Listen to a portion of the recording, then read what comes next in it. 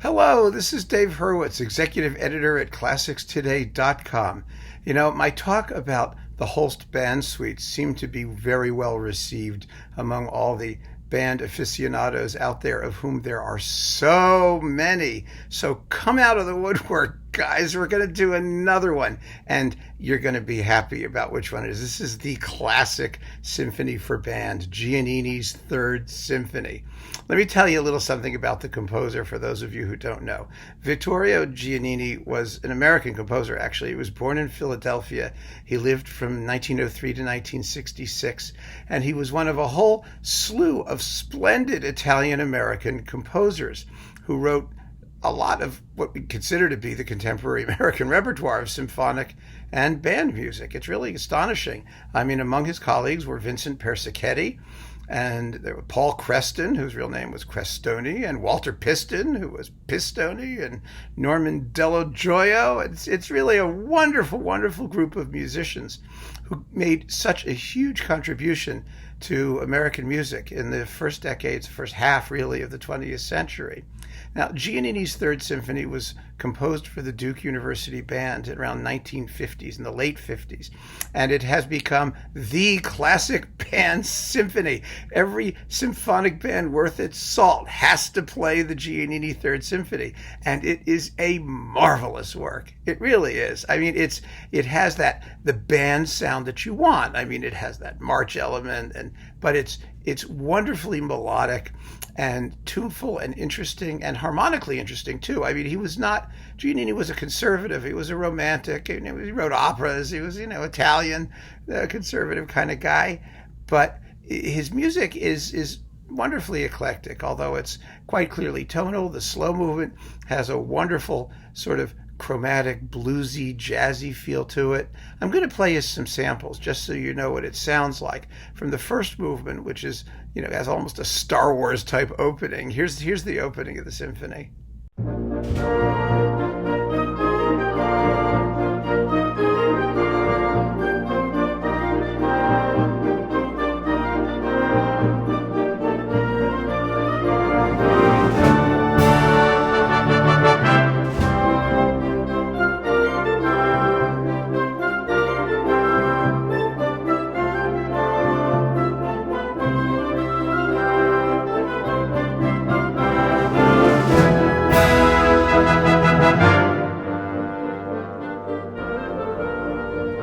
And then the scherzo, which is extremely beautiful and very subtly colored for the woodwinds.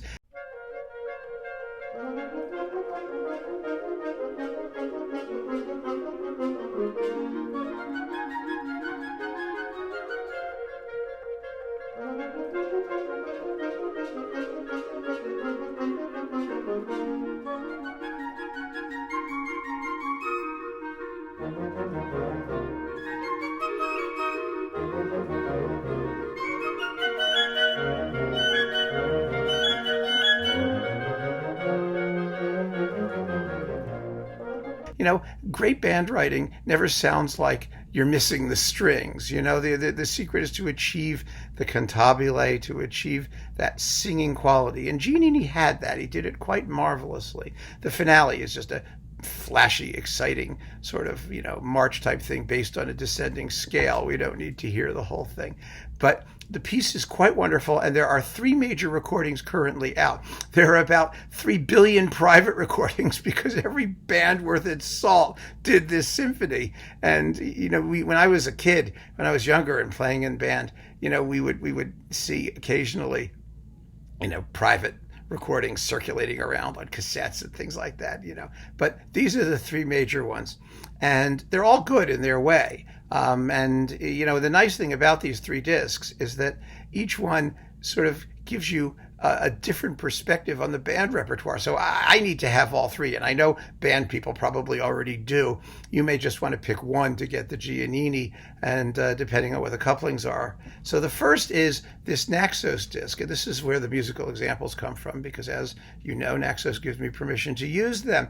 This is not my favorite recording of the symphony, however. It features the University of Houston Wind Ensemble under Tom Bennett. It's quite well made. The performance is very good, don't get me wrong. I just find it a little bit soft-edged, and in the first movement, it could stand to have a little bit more rhythmic crispness and punch to it. But the wonderful thing about this disc, and the reason I absolutely have to own it, is because it contains all of the rest of Giannini's band music, all of which was written between around 1958 and 1965. You get his dedication overture from 1965, which is a wonderful celebratory piece. Just think of Copland's Outdoor Overture or something like that, only a little bit more meaty, I think, in terms of musical substance. And his Fantasia from 1963, his Preludium and Allegro from 1958, which is his first major band composition before the symphony, and then the Variations and Fugue of 1965, which was one of his last works in any form. That is a major statement, 14 minutes long, in a slightly more complex musical idiom. It's a splendid, splendid piece of music, and from a very fine composer. But you'll hear from the Third Symphony, you'll get a good sense of what it sounds like from those musical examples. And we can move on to the other two recordings, which feature the Third Symphony along with works by other composers. So, Frederick Fennell, who you've got to get doing the Giannini Third Symphony.